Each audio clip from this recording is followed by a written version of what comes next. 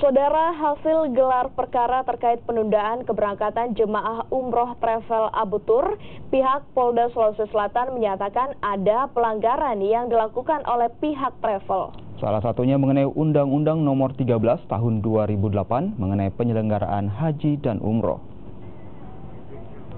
Setelah mengumpulkan sejumlah alat bukti dan pengaduan masyarakat, serta keterangan dari Kemenak Sulawesi Selatan dan juga pemeriksaan saksi, Polda Sulawesi Selatan melakukan gelar perkara terhadap kasus travel Abu Tur.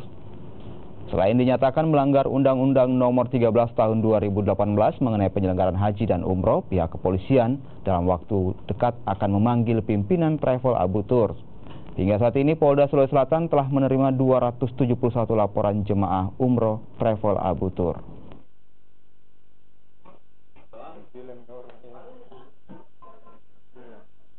Ya, kita lihat bahwa memang dalam Abu Tur ini ya ada pelanggaran, ya, terutama di Undang-Undang Haji dan Umroh.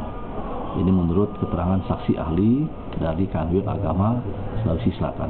Pelanggaran apa itu? Ya, pelanggaran dalam penyelenggaraan haji dan umroh tentunya.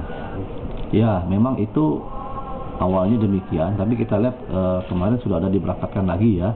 Nah, ini kan semacam ada itikat baik nih dari Abu Tur untuk memberangkatkan lagi para jamaah ini. Ya, kalau memang mereka sanggup memberangkatkan semuanya, ya itu kita juga berharap demikian. Ya, supaya masyarakat juga merasa puas, jangan sampai mereka tidak ada kepastian.